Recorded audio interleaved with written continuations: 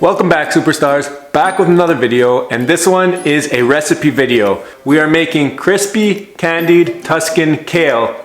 It's like kale chips. We got the recipe from SimplySuppa. Her blog post is down in the description below, so make sure you go check her out and say thanks for giving us this recipe. And I gotta say right now, I'm not a good chef, good cook, or anything like that, so if I don't do you justice, please just understand I'm trying to make some content here and hopefully it comes out well. But I'm sure it comes out great because on her Instagram it looks amazing. Here's a picture.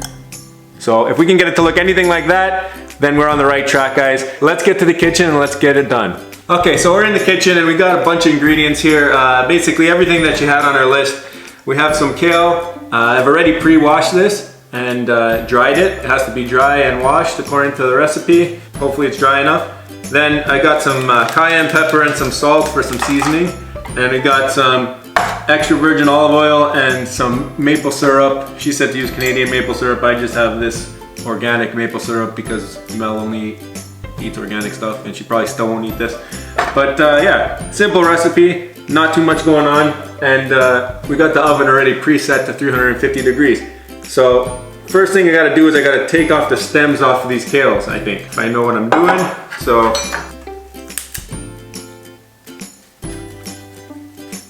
I don't know if this is how you destem a kale. I think you just want, to be honest, I think you just want the leafy parts. So I don't know if I'm doing it right. Maybe I am, maybe I'm not, but this is how I'm doing my destemming. I have a knife here, I guess. Maybe I could use that. This whole thing's a stem. What am I supposed to do? Just like cut it like this, I guess? Take off the whole stem? I think that's what you're supposed to do. I don't think you're supposed to have any of that bulky stem. If I'm wrong, you guys will let me know, but oh, that's slicing up pretty easily. I hope I'm doing this right. I'm not making too many because I just want to see how it turns out. This one, we're gonna keep a little bit of the stem on this one just because it looks like it'll be a nice big chip, and I'm pretty sure these will probably shrink from the heat, but I could be wrong. There's our leaves. They're all really dry. This one's a little bit moist, but hopefully that they dry a little bit more. But by the time I mix the next two ingredients, which I have this bowl here. I don't know if this is how you're supposed to do it. She says to line them on a sheet of parchment paper, but I want to mix the ingredients first in this bowl. I'm going to add my own spin, and then from there I will mix them, then I might dunk the leaves, like dunk them, and then take them from the dunk, put them here, and then season them with like the dry ingredients. So I think I'm supposed to do 2 tablespoons of syrup and 2 tablespoons of oil. The oil probably just helps it get crispy. I don't know, if you've seen my chip video, I used a lot of oil on that one to make potato chips. So that's why I'm assuming that. 2 tablespoons of olive oil.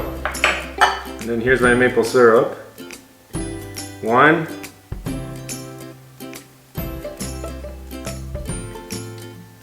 2. Okay.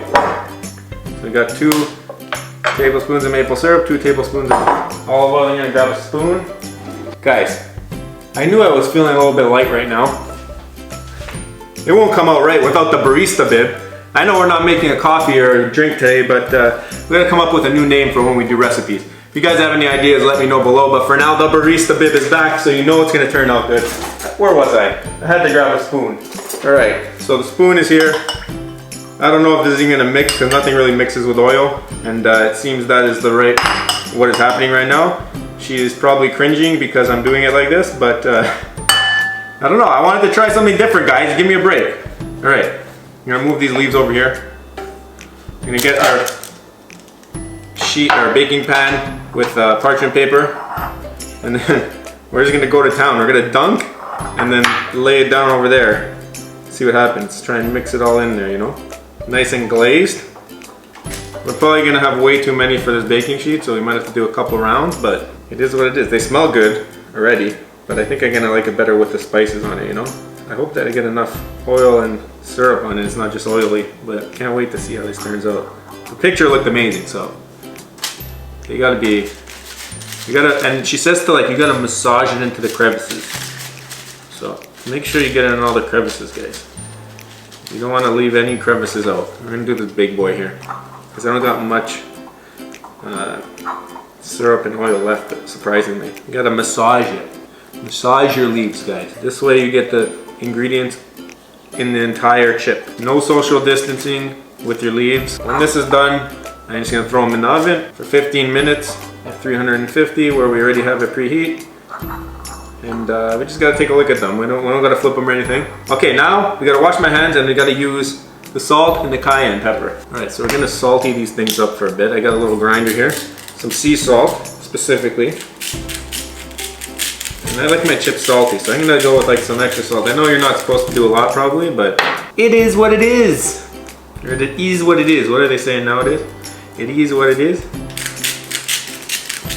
So like really salty. I don't know if this is right either, but you live and you learn. And then we got some cayenne pepper, you know. We're gonna just sprinkle some cayenne pepper, you know, give it that extra hint of spice. And hopefully this turns out. I mean, I can't make any promises. And I'm sure the way you're actually supposed to do it tastes amazing, just because of the ingredients. But for now, this is the life we live, this is the life we chose. We're going in the oven with these. We'll see you in 15 minutes. Okay, let's check on them. Gotta look inside. Oh yeah. They're still a little moist. Might need some more time to cook, but I don't know. It's hard to see through the lines in the oven. There you go, maybe. Yep, we're on our way.